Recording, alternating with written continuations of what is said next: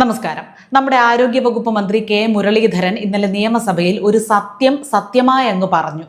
ആരോഗ്യവകുപ്പിൽ ആകെ നേരിടുന്ന ഒരു പ്രശ്നം എന്ന് പറയുന്നത് കഴിഞ്ഞ 10 വർഷക്കാലത്തെ റീൽസും അവസാനത്തെ 5 വർഷത്തെ വീണ വീട്ടലുമായിരുന്നു സാർ. ആരോഗ്യവകുപ്പ് ഇന്ന് നേരിടുന്ന പ്രശ്നം കഴിഞ്ഞ 10 വർഷക്കാലത്തെ റീൽസും കഴിഞ്ഞ 5 വർഷക്കാലമായി നിരന്തരമായിട്ട് നടന്നുകൊണ്ടിരുന്ന വീണമീട്ടലുമാണ് എന്ന് ജനങ്ങൾക്ക് എല്ലാവർക്കും അറിയാവുന്ന പ്രശ്നമായിരുന്നു, ഒരു സത്യമായിരുന്നു. അത് പച്ചയ്ക്കൊന്ന് കെ മുരളീധരൻ നിയമസഭയിൽ പറഞ്ഞു. പോരേ, വീണവായന അങ്ങ് തുടങ്ങി. എവിടെ? ഫേസ്ബുക്കിൽ. എന്ത് ഉത്തരവാദിത്വം മറക്കേണ്ട കെ മുരളീധരൻ. കെ മുരളീധരനെ ഉത്തരവാദിത്വം പഠിപ്പിക്കുന്നത് ആരാണ്? വിടുവായത്വം നിർത്തി വകുപ്പിനെ ഏകോപനത്തോടെ നയിക്കൂ. 30 ദിവസത്തിനുള്ളിൽ സംസ്ഥാനത്ത് പനി ബാധിച്ചു മരിച്ചത് 87 പേരാണ്. കൃത്യമായിട്ട് സ്ഥാനം പോയപ്പോൾ ഇരുന്ന് കണക്കെടുപ്പൊക്കെ നടത്തുന്നുണ്ട്. ഉത്തരവാദിത്വത്തെക്കുറിച്ച് പറയാനുള്ള ഇവരുടെ എല്ലാ റൈറ്റ്സും നമുക്കറിയാം. അതവിടെ നിൽക്കട്ടെ. വിടുവായത്വം പറയുകയാണ് മുരളീധരൻ എന്ന് പറഞ്ഞത് ഞങ്ങൾക്ക് മനസ്സിലാകുന്നില്ല. എത്ര കറക്റ്റായിട്ടുള്ള ഒരു പോയിന്റാണ് നമ്മുടെ ആരോഗ്യവകുപ്പ് മന്ത്രി പറഞ്ഞത്, നിലവിലെ ആരോഗ്യവകുപ്പ് മന്ത്രി പറഞ്ഞത്. കഴിഞ്ഞ 5 വർഷം കൊണ്ട് വീണമീട്ടലും നിയമസഭയിൽ ചെന്ന് നിന്ന് നിരന്തരം കപ്പിത്താന് വാഴ്ത്തുപാട്ടും പാടുകയല്ലാതെ ചുമ്മാതെ കെട്ടിപ്പൊക്കിയ ഒഴിഞ്ഞ കുറെ കെട്ടിടങ്ങളിൽ മുന്നിൽ റിബണും വലിച്ചു കെട്ടി അത് മുറിക്കുകയല്ലാതെ എന്താ ചെയ്തത്? ഇപ്പോൾ 87 പേർ മരിച്ചു, ഇത്ര പേർക്ക് പനി ബാധിച്ചു, ഇത്ര ആശുപത്രികളിൽ രോഗികൾക്ക് വേണ്ട ചികിത്സ കിട്ടുന്നില്ല. ഇവര് കയറിയിട്ട് 1 മാസം, ഇവരിറങ്ങിയിട്ട് 1 മാസം. അതൊന്ന് ഓർത്തോണം. ഇത്രയും കുറ്റപ്പെടുത്തുന്നുണ്ടല്ലോ. ആ സമയത്ത് കെട്ടിടം തകർന്നു വീണ സമയത്തും രോഗികൾ ചികിത്സ കിട്ടാതെ മരിച്ച സമയത്തും ഡോക്ടർ, തിരുവനന്തപുരം മെഡിക്കൽ കോളേജിലെ ഡോക്ടർ തന്നെ ശസ്ത്രക്രിയയ്ക്ക് ഉപകരണങ്ങളില്ലെന്ന് പറഞ്ഞ സമയത്തും ഇവരെന്താ പറഞ്ഞത്? ഇതൊന്നും നമ്മുടെ പ്രശ്നം കൊണ്ട് സംഭവിക്കുന്നതല്ല. കെട്ടിടം തള്ളിമറിച്ചത് ആരോഗ്യവകുപ്പ് മന്ത്രിയല്ല. രോഗികൾക്ക് രോഗമുണ്ടാക്കുന്നത് ആരോഗ്യവകുപ്പ് മന്ത്രിയല്ല. പകർച്ചവ്യാധികൾക്ക് കാരണം ആരോഗ്യവകുപ്പ് മന്ത്രിയല്ല. നമുക്ക് ഈ ഉത്തരവാദിത്വം ഒന്നും ഏറ്റെടുക്കാൻ പറ്റത്തില്ലെന്ന് പറഞ്ഞ ആളുകളാ. ഒരു ഉത്തരവാദിത്വവും ഏറ്റെടുക്കാതിരുന്ന ആളുകളാണ് ഇപ്പൊ കെ മുരളീധരൻ്റെത് വിടുവായിത്വമാണെന്ന് പറയുന്നത്. ആ ഒരു പോയിന്റിനോട് ഒരു കാരണവശാലും കേരള ജനതയ്ക്ക് യോജിക്കാൻ പറ്റത്തില്ല. വേണ ചേച്ചി, കെ മുരളീധരൻ പറഞ്ഞത് വാസ്തവമാണ്. പിന്നെ ഫേസ്ബുക്കിലെ പോസ്റ്റ് വേസ്റ്റ് ആണ്. കാരണം LDF സർക്കാരിന്റെ ആരോഗ്യ മേഖലയിലെ പ്രവർത്തനങ്ങൾ കുറെ നാൾ വീണ വീട്ടിയില്ലേ, അതുപോലെ ഫേസ്ബുക്കിലിരുന്ന് വീണ വീട്ടുന്നുണ്ട്. അത് ഞങ്ങൾ മൈൻഡ് ചെയ്യുന്നില്ല. ഏതായാലും ഈ ഒരു വീണ വീട്ടലിന് ഫേസ്ബുക്കിൽ കെ മുരളീധരൻ പറഞ്ഞ വാസ്തവത്തിന് കൊടുത്ത വീണ ചേച്ചിയുടെ മറുപടിക്ക് കെ മുരളീധരൻ വീണ്ടും കൃത്യമായിട്ടുള്ള ഒരു മറുപടി കൊടുത്തു.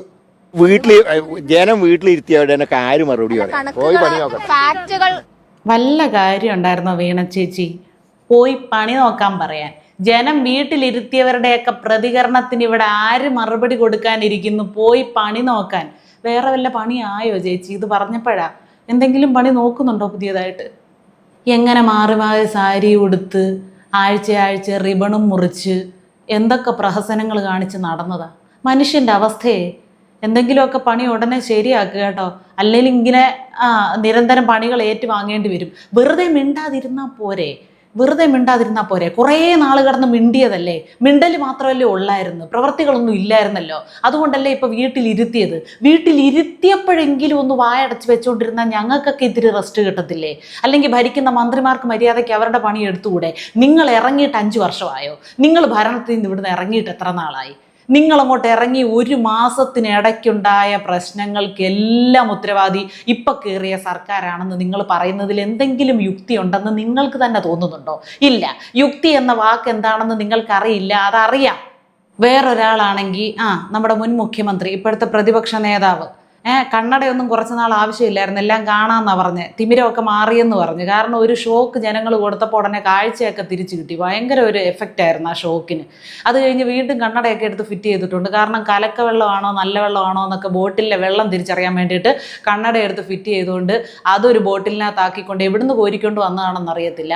ഒരു കുപ്പി കലക്ക വെള്ളം നിയമസഭയെ കൊണ്ടുവന്നു എന്ന് പറയുന്നത് കേട്ടു. എല്ലാവരുടെയും ദേഹത്ത് ജലപീരങ്കി ഉപയോഗിച്ച് പ്രതിഷേധക്കാർക്കെതിരെ ചീറ്റിച്ചത് ഈ കക്കൂസ് വെള്ളമാണ്. ഈ വെള്ളമാണ് ഈ ചീറ്റിയത്. ഇവര് പിന്നെ ജലപീരങ്കി ഉപയോഗിച്ചുകൊണ്ടിരുന്നപ്പം ബിസ്ലേരി വെള്ളമായിരുന്നു എല്ലാവർക്കും നേരെ പ്രയോഗിച്ചുകൊണ്ടിരുന്നത്. അല്ലെങ്കിൽ പാലും വെള്ളം കിട്ടുവാണെങ്കിൽ അതൊക്കെയായിരുന്നു ഉപയോഗിച്ചുകൊണ്ടിരുന്നത് കേട്ടോ. ആരോഗ്യകരമായിട്ടുള്ള രീതിയിലായിരുന്നു ജലപീരങ്കി പ്രയോഗിച്ചതൊക്കെ. അതിൻ്റെ സ്പീഡൊക്കെ വളരെ കുറച്ച് അത് ഒരു മഴച്ചാറ്റൽ അടിക്കുന്നത് പോലെയുള്ള ഒരു പ്രതീതി അവിടുത്തെ പ്രതിഷേധക്കാർക്ക് ഉണ്ടാകത്തക്ക രീതിയിൽ അവരുടെ ദേഹോപദ്രവം ഏൽപ്പിക്കാന്ന് പറഞ്ഞാൽ ഒട്ടും അത് ദൈവമേ പിണറായി വിജയന് തീരെയും പറ്റാത്ത ഒരു കാര്യമാണ്. കൺമുന്നിൽ കിടന്ന് നെറുകന്തലയ്ക്ക് ഒരുത്തൻ്റെ തലയടിച്ച് പൊട്ടിച്ചപ്പം അത് ദ്രോഹിക്കുവാണെന്ന് പറയാനുള്ള ശേഷി പോലും മുൻ മുഖ്യമന്ത്രിക്ക് ഇല്ലായിരുന്നു, പിണറായി വിജയൻ ഇല്ലായിരുന്നു. അത് രക്ഷാപ്രവർത്തനമാണെന്ന് പറഞ്ഞ് അദ്ദേഹം അതിനെ ലഘൂകരിച്ചു. കാരണം അദ്ദേഹത്തിന് വയ്യ, അങ്ങനെയുള്ള വാക്കുകൾ പോലും ഉപയോഗിക്കാനുള്ള കഴിവ് അദ്ദേഹത്തിനില്ല. അത്രയും നല്ലൊരു മനുഷ്യനായിരുന്നു. അതുകൊണ്ട് കലക്കവെള്ളം ദയവ് ചെയ്ത് ജലപീരങ്കിയിൽ നിറയ്ക്കരുതേ. വാട്ടർ അതോറിറ്റിയിൽ നിന്നാണ് വെള്ളം എടുക്കുന്നത്, ആ വെള്ളത്തിന് എന്തെങ്കിലും പ്രശ്നമുണ്ടോ എന്ന് ഞങ്ങൾ പരിശോധിക്കും എന്ന നല്ല നിലവാരമുള്ള ഒരു മറുപടിയാണ് രമേശ് ചെന്നിത്തല അതിന് കൊടുത്തത്. അതവിടെ നിൽക്കട്ടെ. സംസ്കാരം എല്ലാവർക്കും ഒരുപോലെ ആയിരിക്കില്ലല്ലോ. എവിടുന്ന് കിട്ടിയെന്നറിയത്തില്ല ഈ കലക്കവെള്ളം കോരിക്കൊണ്ട് വരാൻ. വേറെ രാജനണ്ണനും ഒച്ച പോലും ഇല്ല. ഈ കക്കൂസ് വെള്ളമൊക്കെ ആണെന്ന് തോന്നുന്നു ഉച്ചി കയറി ശബ്ദമൊക്കെ അടച്ചുപോയി, എന്നിട്ടും പ്രതിഷേധിക്കുന്നത് കണ്ട്. ആരുടെ നിർദ്ദേശപ്രകാരമാണ് ഈ ചളിവെള്ളം കൊണ്ടുവന്ന് വിദ്യാർത്ഥികളുടെ നേരെ അടിച്ചത്? ആരുടെ നിർദ്ദേശപ്രകാരം ചെളിവെള്ളം കൊണ്ട് വിദ്യാർത്ഥികളുടെ നേരെ ഒഴിക്കാനാണ്? നിങ്ങൾ ഭരിച്ചുകൊണ്ടിരുന്നപ്പോൾ ഏത് വെള്ളമാണ് കോരിയത്? ഏത് കിണറ്റിലെ വെള്ളം എടുത്തത്? ആ കിണറ്റിൽ നിന്ന് തന്നെ അവർ ഇപ്രാവശ്യം എടുത്തത്. ആ സമയത്ത് പിന്നെ ആരും കുപ്പിക്കകത്ത് വെള്ളം പിടിച്ച് നിയമസഭയെ കൊണ്ടുവന്നു പ്രസംഗിച്ചില്ലായിരുന്നേ ഉള്ളൂ. പ്രഹസനം അത് നമുക്ക് മാത്രം പരിചയമുള്ള കലാരൂപമാണല്ലോ. ചെറിവെള്ളം മാത്രമല്ല, ചൊറിച്ചിലുണ്ടാക്കുന്ന സാധനങ്ങളിട്ട ചെളിവെള്ളമാണ് വിദ്യാർത്ഥികളുടെയും യുവജനങ്ങളുടെയും നേരെ അടിച്ചത്. ഓ, ചൊറിയണമൊക്കെ അരച്ച് കലക്കി മെനക്കെട്ട് ഇവർക്ക് നേരെ അടിച്ചേക്കാണ് കേട്ടോ. ആ ചൊറിയണം കലക്കുന്ന, ചൊറിയാനുള്ള പ്രത്യേക പദാർത്ഥങ്ങൾ വെള്ളത്തിൽ കലർത്തുന്ന വല്ല വീഡിയോകളും നിർമ്മിതമല്ലാത്ത വീഡിയോകളും പുറത്തുവിടാൻ പ്ലാൻ ഉണ്ടോ രാജനണ്ണ? ഡെങ്കിപ്പനിയും വിവിധങ്ങളായിട്ടുള്ള പനികളും പടർന്നു പിടിക്കുന്ന സമയത്ത് ചെളിവെള്ളം കൊണ്ടുവന്ന് ആളുകളുടെ നേരെ അടിക്കുകയാണ്. ഈ ഡെങ്കിപ്പനിയും എലിപ്പനിയും വേറെ പല വിധങ്ങളായിട്ടുള്ള പനികളുള്ള സമയത്ത് വെള്ളം ചീറ്റുന്നതിൻ്റെ കീഴേ ചെന്ന് നിൽക്കേണ്ട വല്ല കാര്യമുണ്ടോ? PM ശ്രീ പദ്ധതിക്കെതിരെയല്ലേ? അതിലെന്താ സംഭവിച്ചതെന്ന് നിങ്ങളുടെ കയ്യിലിരിപ്പ് എന്താണെന്നൊക്കെ നിങ്ങൾക്ക് തന്നെ അറിയാമല്ലോ. പിന്നെ അങ്ങോട്ട് വായും പൊളിച്ച് മൂലത്തിലോട്ട് വെള്ളം അടിച്ച് കയറാൻ വേണ്ടി ചെന്ന് നിൽക്കുന്ന എന്തോത്തിനാ? മര്യാദയ്ക്ക് വീട്ടിലിരുന്നാൽ പോരെ? വീട്ടിലിരുത്തിയെങ്കിൽ അവിടെ അടങ്ങി ഒതുങ്ങിയിരിക്കുക. അല്ലെങ്കിൽ ഇങ്ങനെയുള്ള പനികളും ഒച്ചയടപ്പുമൊക്കെ വരും. ഇത് പറഞ്ഞപ്പോഴാണ് കേട്ടോ ഇന്നലെ നമ്മുടെ ഒരു സബ്സ്ക്രൈബർ എനിക്കൊരു വീഡിയോ ക്ലിപ്പ് അയച്ചു തന്നു, മെയിൽ ചെയ്തു. നമ്മുടെ നിയമസഭയിൽ പിണറായി വിജയൻ ആ കലക്കവെള്ളം നിറച്ച കുപ്പിയും പൊക്കി പിടിച്ചുകൊണ്ട് നിന്നൊരു പ്രസംഗം നടത്തിയായിരുന്നല്ലോ. അമീബിക് മസ്തിഷ്ക ജ്വരം പോലെയുള്ള പകർച്ചവ്യാധികൾക്ക് കാരണമാകുന്ന തരത്തിലുള്ള വെള്ളമാണ് ചീറ്റിച്ചത് എന്നൊക്കെ പറഞ്ഞ് പ്രസംഗിച്ചുകൊണ്ടിരുന്ന സമയത്ത് പുറകിൽ മരുമോൻ ഇരിപ്പുണ്ട്. മരുമോൻ ഇരിക്കപ്പുറതില്ല, കിടന്ന് ഞെളിവിരി കൊള്ളുകയാണ്.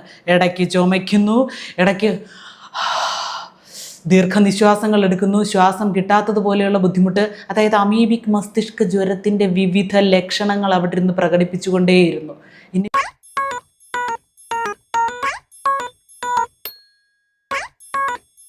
ഇനി ലൈവ് ഡെമോ നടത്തിയതാണോന്നും അറിയത്തില്ല. രണ്ടുപേരും കൂടെ ചേർന്ന് പ്ലാൻ ചെയ്ത് അമ്മയച്ചൻ അവിടെ നിന്ന് പ്രസംഗിക്കുമ്പോൾ ഞാൻ പുറകിലിരുന്ന് അതിനെ ചേരുന്ന തരത്തിലുള്ള ആക്ഷൻ ഇടാമെന്ന് പറഞ്ഞ് രണ്ടുപേരും കൂടെ സംസാരിച്ച് വന്ന് ചെയ്തതാണോന്ന് അറിയത്തില്ല.